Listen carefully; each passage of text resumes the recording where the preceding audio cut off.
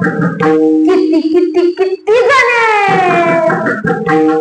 कोणासोबत चालला बघू द्या बरं, तुमचा फोन काढा. किती पैसे चालले तर कोणाचे फोन आले तर जी खिशामध्ये हात घालू घालू चापेते, घालू घालू चापेते. अहो या देवाला वाटत बनेल वर गावात हिंडा. काय करावं काय, एवढे छोटे कारण आहेत आणि यामुळे वादविवाद होतात. तर हे वादविवाद तुम्ही थांबवा आणि भांडण तंटा करू नका. विठ्ठला विठ्ठला.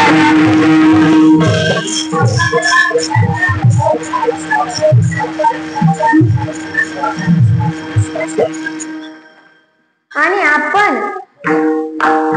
म्हणतो की अरे माझ्या मुलाला परीक्षेत कमी मार्क पडले, एवढे कमी मार्क पडले, आणि आपण 7 वाजायच्या आधी सगळं काम आवरून तिथं बसतो का मालिका सुरू होणार असते. त्यामुळे तिथं थांबतो आणि जर मालिका चालू आहे ना आपली, आपलं बाळ म्हणतं आई हे काय, आई ते काय, हे प्रश्न सांग.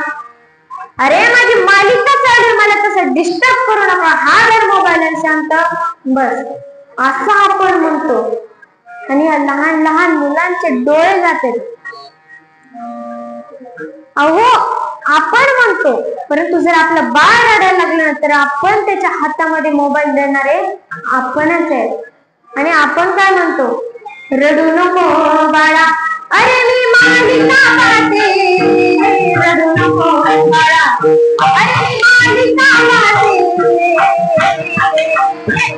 मालिका पाहते, मालिका बघून येते, मालिका पाहते, मालिका बघून येते, मोबाईलला हे आवडते, मोबाईलला हे आवडते, मालिका बघून येते, मालिका बघून येते, लॉलीपॉपला गोळा तुला खायला लागते, लॉलीपॉपला गोळा तुला खायला लागते, खायला लागते, मालिका बघून येते, खायला लागते, मालिका बघून येते. असं आपण म्हणतो तेव्हा आपल्या मुलाला 4 डोळे होतात. हे देखील आपण विसरायला नाही पाहिजे. आणि आपणच मालिकाच्या टायमिंग मध्ये घ्या ना मुलाला जवळ, विचारा ना 2-4 प्रश्न, कुठं कमी मार्क पडले ते बघा ना, कशाला पण त्याला ओरडतात. कुठेतरी आपण पण काय करतोय ते आपण बघायला हवं. विठ्ठला विठ्ठला.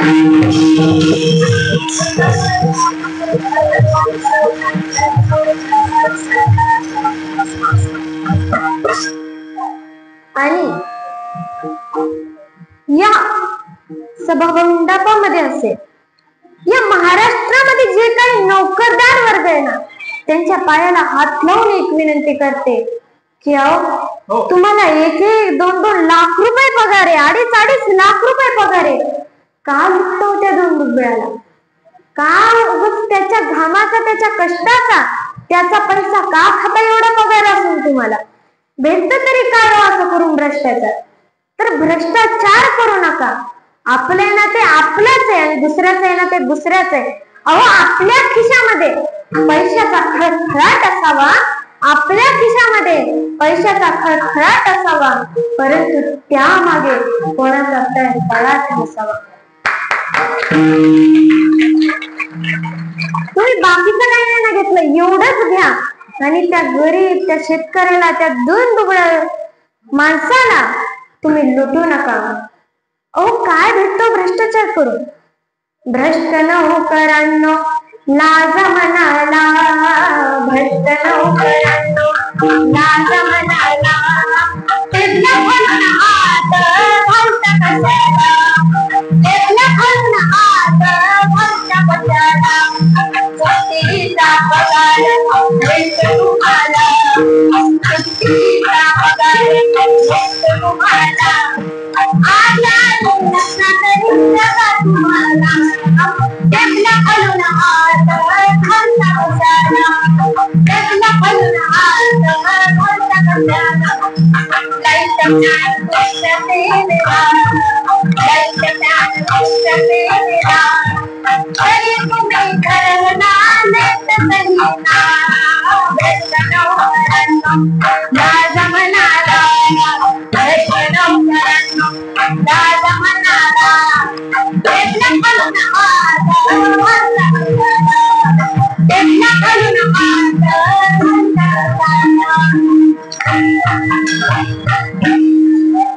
कशाला आपल्याला एवढा पगार असून टेबला खोलून हात घालता, कशाला दुसऱ्यांचे मन दुखवता?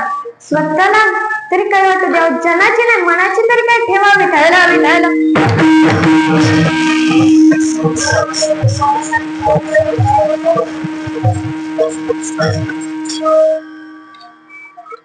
आणि आपण देखील शेतकऱ्यांनी, आपण देखील कुठं वाद झाला, कुठं कुणी काही बोललं तर त्याचा राग लोभ मनाला न लावता आपण चांगल्या मार्गाला जावं. आत्महत्यासारखा विचार काही काहींच्या मनात येतो त्या छोट्याशा कारणामुळे, तर हे देखील चुकीच आहे. हो, भगवंताने आपल्याला एवढा श्रेष्ठ एवढा मोठा देह दिलाय, जगाना चांगल्या प्रकारे. ज्ञानदेवाचं नामस्मरण, कशाला उभा आत्महत्या करतात? भेटत तरी काय आत्महत्या करून? काय नाही. परंतु तरीही आपण आत्महत्यासारख्या वाईट विचारायला जाता. तर असं होऊ नये म्हणून मी जामवाडी या ठिकाणी एक वृद्धाश्रमाचं मंदिर, त्या ठिकाणी जे कोणी व्यक्ती भांडण झाले, तंटे झाले आणि मनामध्ये कुठेतरी आत्महत्या करावा हा विचार आलाय ना, त्यांनी त्या ठिकाणी या. का?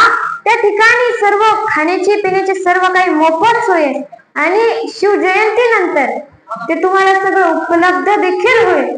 परंतु आत्महत्या तुम्ही करू नका ही कळकळीची विनंती करते. विठ्ठला विठ्ठल.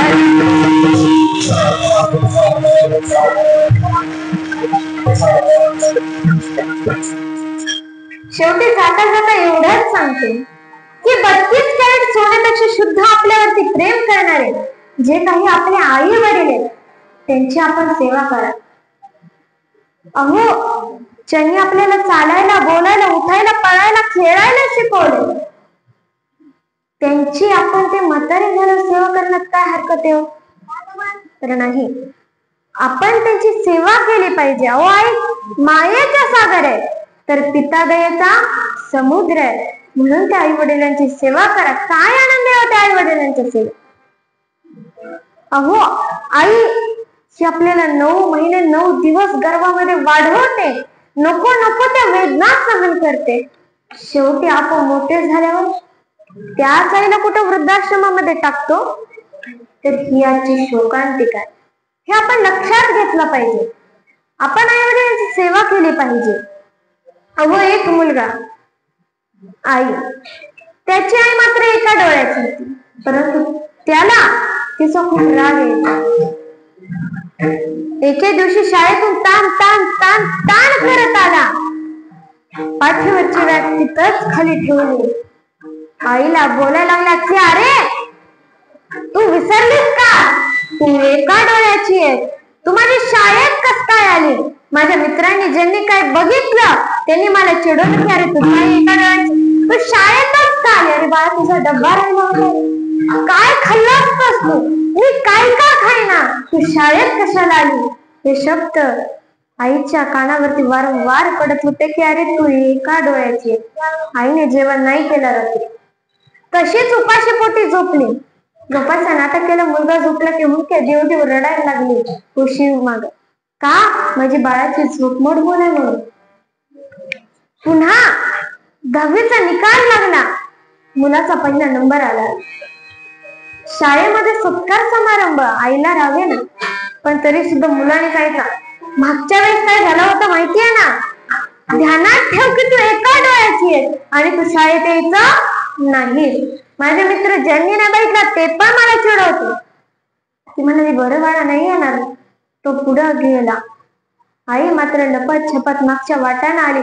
सगळ्यात शेवटी उभी राहिली. मुलगा वरती स्टेजवर बक्षीस घ्यायला गेला. त्या ठिकाणी गेल्यानंतर सगळ्यात शेवट उभा असणाऱ्या आईकडे त्याची नजर गेली. घरी आला, बॅग भरली आणि सांगितलं आज पण आलीस तू शाळेत? सांगितलं होतं ना नको येऊ, तरी का आलीस शाळेत? कोणी नाही रे बघितलं, तुझा सत्कार होता. असू दे, पण मी सांगितलं होतं ना येत नाही, कस काय चाली, मी इथं नाही राहणार. म्हणून तो पुढच्या शिक्षणासाठी पुढे बाहेर देशी गेला. त्या ठिकाणी गेल्यानंतर शिकला, मोठा झाला, 7-8 वर्ष झाली. त्याला एक मुलगी देखील झाली. त्याने लग्न देखील त्याच ठिकाणी केलं होतं. पण आईला काही राहावे ना. शेवटी कळलं की अरे आपला मुलगा नोकरीला लागला. तिने ठरवलं भेटायला जायचं म्हणजे जायचं. आणि मग काय, ती पत्ता विचारत विचारत आपल्या मुलाला आवडतेच म्हणून लाडू, करंजी, शंकरपाळे, चिवडाचा डबा घेऊन त्या ठिकाणी गेली. बेल वाजवली. छोटी मुलगी नाच म्हणजे ती आली, घाबरली एका डोळ्याची बघून. सून आली, ती म्हणाली तुम्ही कशाला आलं, माझी मुलगी घाबरली. मुलाने बघितलं आणि ओळखलं